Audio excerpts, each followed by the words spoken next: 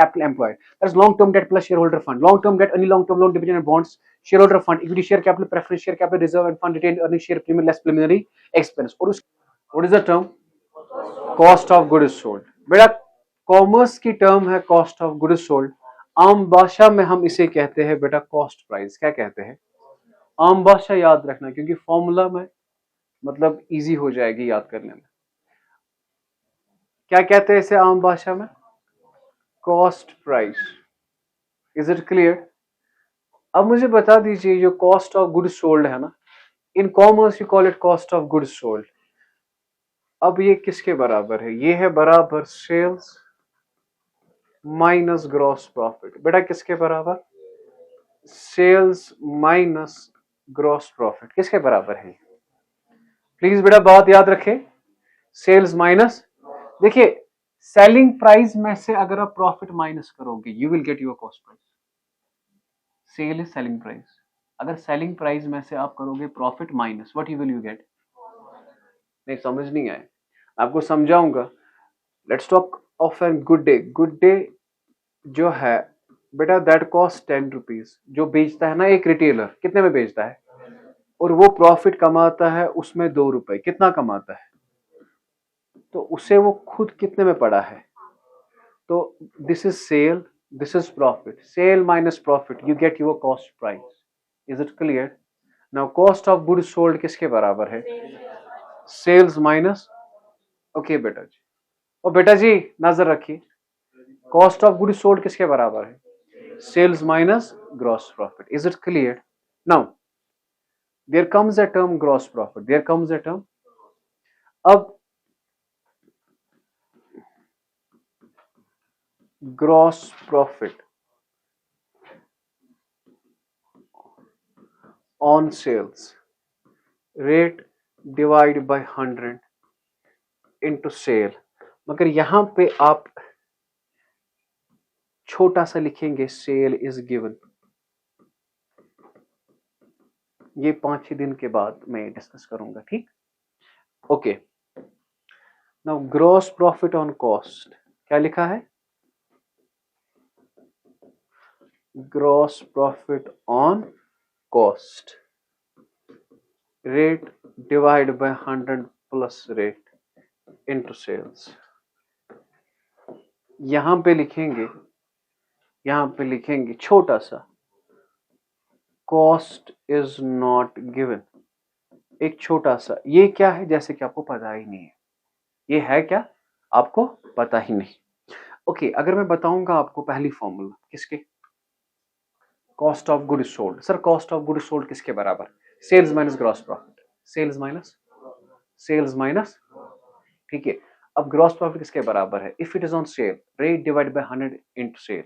If it is on cost rate divide by 100 plus rate into sale. फिर से समझना, cost of goods sold किसके बराबर? Sales minus किसके बराबर? Sales minus gross profit. Sales minus. अब ग्रॉस प्रॉफिट किसके बराबर? Sir if it is on sale rate divide by 100 into cell.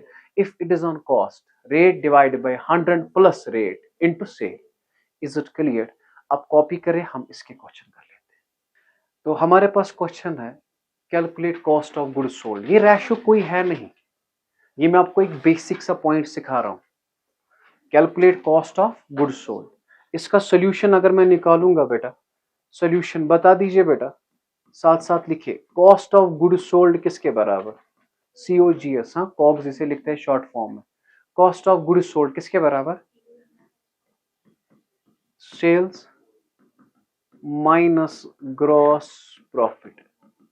हाँ, सेल दिया है बेटा कितना? सेल दिया है 5 लाख और ग्रॉस प्रॉफिट कितना दिया है? 1 lakh. 5 minus 1, that's your answer. Cost of goods sold किसके बराबर? Sale minus gross profit. Is it clear? Tough लगा जी? Okay, copy. बेटा हमारे पास दूसरा क्वेश्चन है calculate cost of goods sold. Sale है हमारे पास 5 लाख और ग्रॉस प्रॉफिट क्या है? 10% ऑन सेल्स. तो सबसे पहले हम लिखेंगे बेटा सॉल्यूशन में कॉस्ट ऑफ गुड्स सोल्ड किसके बराबर है? That's equal sales minus gross profit. Sales minus gross profit.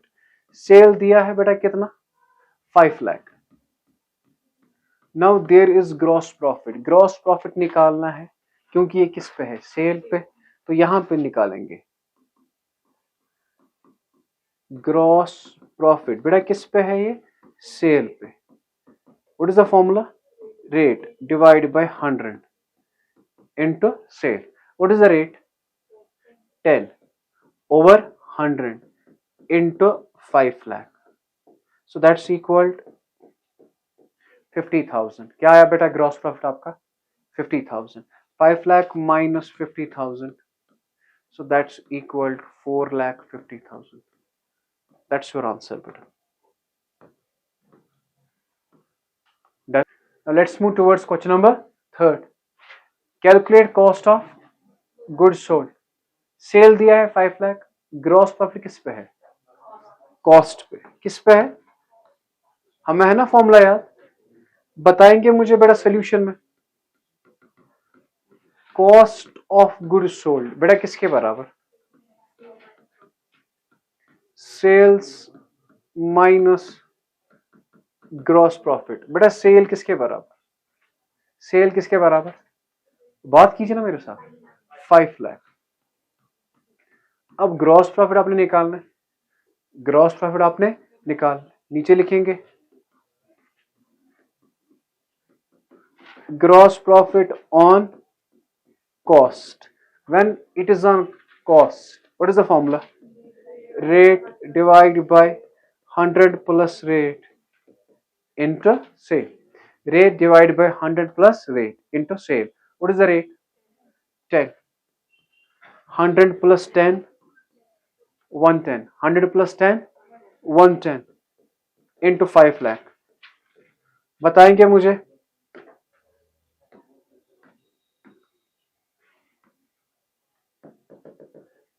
Five lakh into 10 divided by 110, that's equal to 45454. Is it clear, निकला ये करेंगे इसे minus 45454 minus 45454, that's equal to 454546. This is your answer, please copy it. Question my dear, calculate cost of goods sold. Sale क्या है, 5 lakh, gross profit क्या है, अभी cell पे है कि कॉस्ट पे, पता मत, confuse, but you are lucky हमारे स्टूडेंट। चलो, कॉस्ट ऑफ गुड्स सोल्ड बेटा किसके बराबर, sales minus gross profit. Sale क्या है बेटा आपका, ग्रॉस प्रॉफिट क्या है, सर ग्रॉस प्रॉफिट है 10%। बेटा मैं भी थक गया, मेरे कान बहुत तेज है। ग्रॉस प्रॉफिट बेटा कितना, 10%, ठीक है। ग्रॉस प्रॉफिट क्या है, 10%।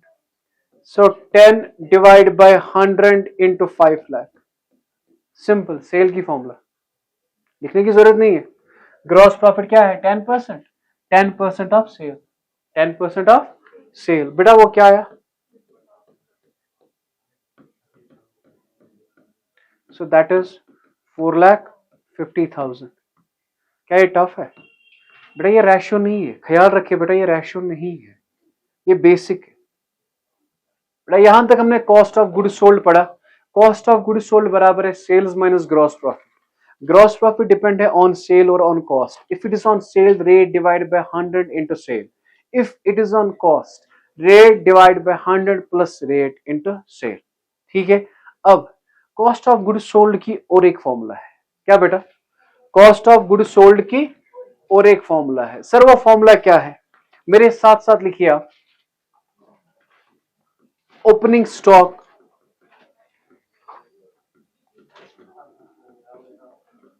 Plus net purchase plus direct expense minus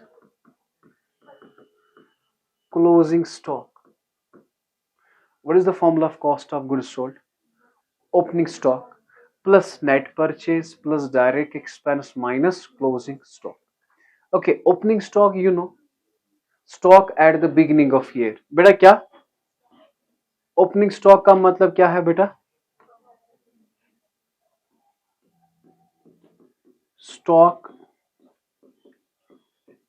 at the beginning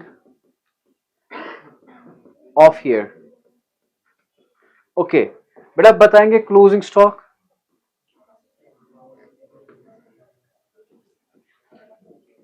stock at the ending of year. Is it clear? Now there comes another term that's called net purchase. क्या बेटा? Net purchase. That's equal purchase minus purchase return. Purchase minus, that's called net purchase. जब इस्तेमाल होगा net purchase को purchase को minus कीजिए purchase return. Okay sir direct expense. Direct expense बेटा क्या? डायरेक्ट एक्सपेंस का लिस्ट आपने पता है. The expense which are incurred after the manufacturing of product. अब उतना याद नहीं करना है. यहां पे मैं कुछ खास बताता हूं जो आते हैं आपके एग्जाम में, जो आपकी बुक में है ज्यादातर. एक तो आता है वेजेस. क्या आता है? वेजेस. ठीक है, डायरेक्ट एक्सपेंस. दूसरा आता है कैरेज, या इसका दूसरा नाम क्या है? Carriage inverts. या तीसरा होता है मैन्युफैक्चरिंग एक्सपेंस. सुने, कॉस्ट ऑफ गुड्स सोल्ड किसके बराबर बेटा please? Opening stock plus net purchase plus direct expense minus, फिर से opening stock plus net purchase plus direct expense minus. अब यही होंगे क्वेश्चन में और हमें करना है. जरा बताए कॉस्ट ऑफ गुड्स सोल्ड फिर से. Opening stock plus net purchase plus direct expense minus closing stock. तो ये क्वेश्चन कह रहा है calculate cost of goods sold. अब ना ही सेल दिया है ना ही ग्रॉस प्रॉफिट दिया है, वो फॉर्मूला नहीं लगी. अब कॉस्ट ऑफ गुड्स सोल्ड हमें पता है ना, इसकी और एक फॉर्मूला है. किसके बराबर? Cost of goods sold is equal opening stock plus net purchase plus direct expense minus closing stock. Opening stock plus net purchase plus direct expense minus closing stock. फिर से what is the formula? Opening stock plus net purchase plus direct expense minus, what is the opening stock बेटा? 40,000. What is the, ये इसके बाद क्या है? Closing stock. वो यहां पे आएगा. इसके बाद क्या है? परचेज. कितना है? तो बात कीजिए ना मेरे साथ. अगर मैसेज आएगी ना, एक दूसरे को ऐसे दिखाते हो जानचा क्या मानो. 1 लाख. अब डायरेक्ट एक्सपेंस कितना है?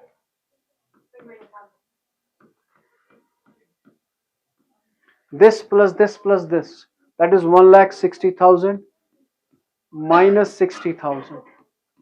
कितना हुआ? 1 lakh. That's your cost of goods sold. Easy है ना. अब देखो बेटा, अब डायरेक्ट एक्सपेंस का थोड़ा लिस्ट होगा वो. इसके बाद net purchase minus purchase return होगा, वो क्वेश्चंस में आएगा. अब कॉपी कीजिए, सिस्टमैटिक जा रहा है. Calculate cost of goods sold.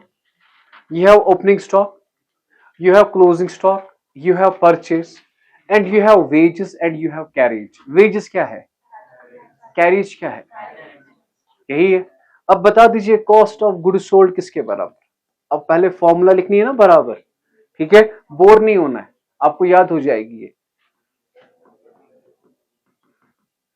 Opening stock plus net purchase plus direct expense minus closing stock. Now do tell me my dear, opening stock is there, कितना है? 30,000.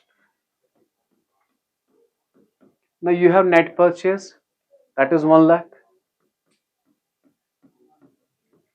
अब आप तक है डायरेक्ट एक्सपेंस का, आप अलग लिस्ट बना सकते हो या डायरेक्ट लिख सकते हो 20 + 30 दैट इज 50. समझ आ रहा है? मैं यहां पे लिखूंगा आपको डायरेक्ट एक्सपेंस. डायरेक्ट एक्सपेंस बेटा क्या क्या है? एक तो है वेजेस और क्या है? कैरेज. ये याद है, मैंने आपको ये याद करवाया था डायरेक्ट इनडायरेक्ट. ठीक है, वेजेस 20 एंड कैरेज 30. दिस और दिस बेटा कितना हुआ? 50,000 minus closing stock is there. How much it is? 50,000. This plus this, that is 1,80,000 minus 50,000, that's equal to 1,30,000. I hope you got it. Is it clear? Is it clear beta? Okay. We have to find out cost of goods sold. इसकी और एक formula है,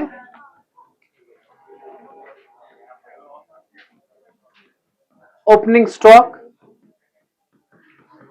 plus net purchase plus direct expense and minus closing stock. Please बेटा जी. हाँ बेटा जी, opening stock दिया है 30,000, net purchase को परचेज रिटर्न आपने माइनस करना है, तो आप नेट परचेज यहां पे लिखेंगे. नेट परचेज किसके बराबर? Purchase minus purchase return. Purchase कितना? परचेज रिटर्न कितना? 1 lakh minus 20. Is it clear? That's your net purchase. Now direct expense सिर्फ एक है ना, मैन्युफैक्चरिंग एक्सपेंस, लिस्ट बनाने की जरूरत नहीं है. Minus we have closing stock. We have closing stock कितना है? This plus this minus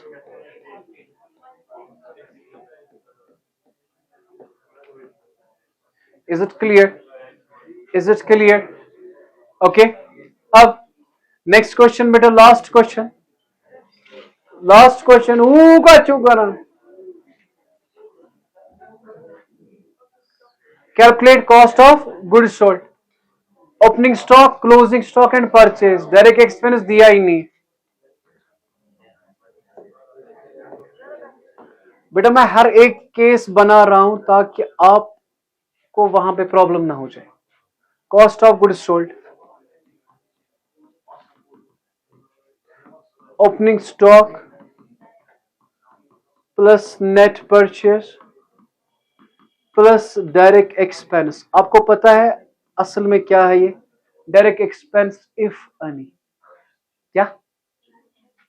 direct expense if any. अगर हो तो लेना, अगर ना हो direct expense minus closing stock. Opening stock क्या है बेटा? 30,000. नेट परचेज बेटा 1 लाख. डायरेक्ट एक्सपेंस बेटा नहीं है तो नील लिखेंगे. Closing stock is 50,000. This plus this 1,30,000 minus 50,000, so that's your 80,000. Is it clear? Is it clear? So 80,000 is your answer. 80,000 is your answer. कुछ टर्म्स है जो हमें पढ़नी है और उनकी फॉर्मूलाज हमें याद रखनी है.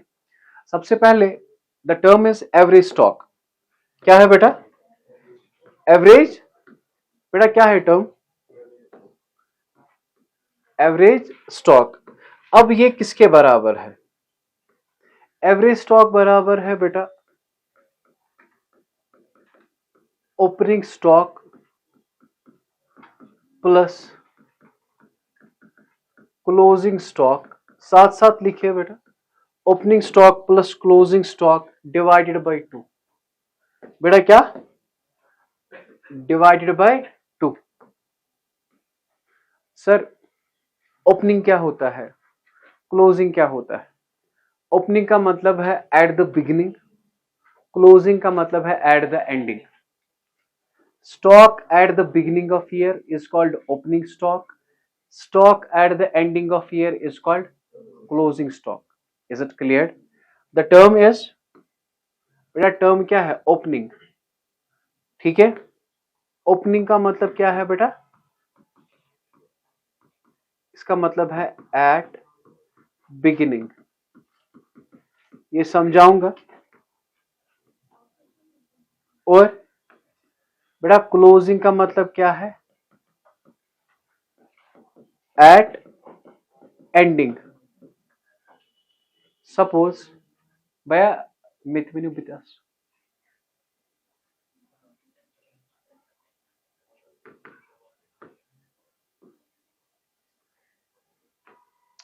if this is our opening date 1st Jan and this is our 31st December, जो स्टॉक इस डेट पे होगा उसे कहेंगे ओपनिंग स्टॉक, जो स्टॉक इस डेट पे होगा उसे क्या कहेंगे? Closing stock. Stock at the beginning of financial year या कैलेंडर ईयर, जो साल हम फॉलो करते हैं। ठीक है, अब बताएंगे मुझे एवरेज स्टॉक किसके बराबर?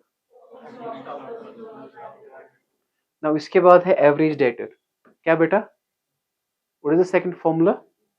Average debtor. It's equal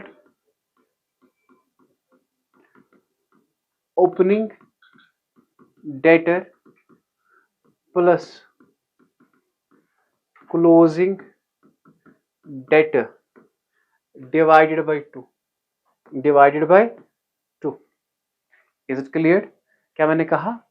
opening debtor plus closing debtor divide by 2। इसके बाद आप वहां पे जगह छोड़ेंगे थोड़ी। ठीक, कहां पे? कहां? एवरेज डेटर के बाद, हाँ थोड़ी जगह छोड़ेंगे क्योंकि वो रिथमेटिक में नहीं आ रहा है, रिदम में नहीं आ रहा है वो। सो एवरेज स्टॉक किसके बराबर? Opening stock plus closing stock divide by 2। Okay, average debtor, opening debtor plus closing debtor divided by 2. Now we have another, that's what you called average creditor. बेटा क्या आप कहते हैं उसे? Average creditor. वो बराबर है बेटा opening creditor plus closing creditor divided by 2। Opening creditor plus closing creditor divide by 2। ये क्या है बेटा? Average creditor. किसके बराबर? Opening creditor plus closing creditor divide by 2। वहां पर भी आप ऐसी बराबर जगह छोड़ेंगे जो जगह आपने यहां पे छोड़ी। ठीक, ओके। सो बता दीजिए बेटा एवरेज स्टॉक किसके बराबर? Opening stock plus closing stock divide by 2। Average debtor, opening debtor plus closing debtor divide by 2। Average creditor, opening creditor plus closing creditor divide by 2। Is it clear? Tough लगा जी? Okay, we have one more point that's called net working capital. बेटा क्या? Net working capital. ये बराबर होता है बेटा current asset minus current liability. पढ़ा है? किसके बराबर? Current assets minus current liability. Net working capital किसके बराबर है? Current asset minus current liability. Are you getting my dear? मैं कहूंगा average stock, sir opening stock plus closing stock divide by 2। Average debtor, opening debtor plus closing debtor divide by 2। Average creditor, opening creditor plus closing creditor divide by 2। Net working capital, current asset minus. Sir but the question arises, ये opening और closing क्या होता है? Opening means जो साल की पहली तारीख पे हो, क्लोजिंग मीन्स जो साल की एंड तारीख पे हो। Is it clear? तो ये 4 होगी। After that we have net fixed assets. बेटा क्या बेटा क्या क्या क्या क्या क्या समझ आ रहा है? देखिए इसमें नेट फिक्स्ड एसेट में आपने क्या करना है, प्लीज रिदम में आप याद रखेंगे, all fixed assets, all fixed assets except preliminary expenses। क्या बेटा? except preliminary expenses। और ख्याल रखिए बेटा, नेट का मतलब है if there is depreciation it is subtracted। क्या बेटा? any depreciation to FA to fixed asset अगर होगा क्वेश्चन में, डेप्रिसिएशन होगी क्वेश्चन में, तो वो क्या करनी है? माइनस। टफ लगा? नहीं समझ आया? मैंने नहीं कहा फिक्स्ड एसेट, मैंने कहा नेट फिक्स्ड एसेट। क्या मैंने कहा? नेट फिक्स्ड एसेट का मतलब क्या है? ऑल फिक्स्ड एसेट, हर कोई फिक्स्ड एसेट लीजिए एक्सेप्ट किसके बगैर? प्रिलिमिनरी एक्सपेंस के बगैर, वो नहीं लेना है। Is it clear? मगर याद रखना फिक्स्ड एसेट में अगर किसी जगह कहेगा इसमें डेप्रिसिएशन 20% करनी है, आपने करनी है। समझ आ रहा है? मशीन की डेप्रिसिएशन है 20% कीजिए, फर्नीचर की डेप्रिसिएशन है 20% कीजिए। हर कोई एसेट लेना, मगर सिर्फ एक एसेट के बगैर, कौन? प्रिलिमिनरी एक्सपेंस, उसे नहीं लेना, उसे आपने नहीं लेना है। Is it clear? समझ आया कि नहीं? बताइए नेट फिक्स्ड एसेट किसके बराबर? All fixed asset except preliminary expense. Is it clear? Is it clear? Okay, total assets. क्या बेटा? Total assets. बेटा ये कल पढ़ाया था शायद मैंने। All assets, all, total asset का मैंने क्या कहा? ऑल मीन्स करंट भी फिक्स्ड भी। All assets except preliminary expenses, except preliminary. देखिए इसमें ऑल में आएगा करंट भी और फिक्स्ड भी, ठीक है। माइनस क्या करना है आपको? Preliminary expense. Now there is one more term, last term is there, capital employed. Capital employed, देखिए लॉन्ग टर्म डेट पढ़ा है, पढ़ा है। Long term debt plus share holder fund, long term debt plus share holder fund. Tough लगा जी? और एक formula है इसके, नेट फिक्स्ड एसेट। क्या बेटा? Net fixed asset plus net working capital. क्या मेरे हाथ में कोई बुक है? तो व्हाट डज इट मीन? मुझे लर्न है। उसका मतलब, उसका मतलब ओके मुझे याद है ना, इसका मतलब आपको भी याद होना चाहिए, ठीक है। Net fixed asset plus net working capital. Okay ये टर्म्स, इसका रिवाइज करेंगे, इसका रिवाइज हम करेंगे, ठीक है। No we have capital employed, very important point बेटा। कैपिटल एम्प्लॉयड किसके बराबर? Long term debt plus, long term debt means any long term loan, debenture and bond, shareholder fund, equity share capital, preference share capital, reserve and fund, retained earning, share premium, less preliminary expenses। is it clear? मुझे याद है ना, मुझे याद है might, मैं तो होता हूं ना दिन भर आप ही के साथ। समझ आ रहा? ओके हाँ, या दूसरी फॉर्मूला क्या है इसकी? Net fixed asset plus net working capital. Net fixed asset means all fixed asset except preliminary expense plus net working capital. Net working capital किसके बराबर? Current asset minus current liability. Okay मैंने कहा था ना वो जगह रखिएगा, याद है? क्या कहा था? जगह रखिएगा। हाँ, एवरेज डेटर की और एक फॉर्मूला है, एवरेज डेटर की और एक फॉर्मूला है, ओपनिंग डेटर प्लस, बेटा क्या? Opening debtor plus opening bill is receivable plus closing debtor plus closing bills receivable divided by 2। Tough मत लगा, टफ मत लगा, समझ आया क्या है? और एक formula opening debtor plus opening bills receivable plus closing debtor plus closing bills receivable divide by 2। या और एक फॉर्मूला है, और एक फॉर्मूला है डायरेक्ट। उसमें क्या करना है? कुछ नहीं करना है। उसमें फॉर्मूला है डायरेक्ट सन्ड्री डेटर और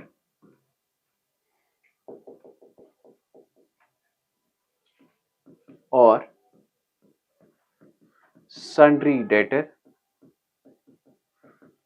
plus bills receivable. Sundry debtor plus और एक फॉर्मूला है, क्या है और एक फॉर्मूला? Sundry debtor plus. अच्छा, अभी आप ये फॉर्मूला याद नहीं करोगे, आप मुझे ये और ये फॉर्मूला याद करोगे। Opening debtor plus closing debtor divide by 2, ये तो ऑटोमेटिकली हो जाएगी, और sundry debtor plus bills receivable. जरा मुझे बता दीजिए यहां पे क्या फॉर्मूला होगी? यहां पे क्या फॉर्मूला होगी जो आपने ये बनाई है ना? What you call it? Average creditor किसके बराबर? ये बराबर होगा opening creditor plus opening bills payable plus closing creditor plus closing bills payable divided by 2। Divided by 2।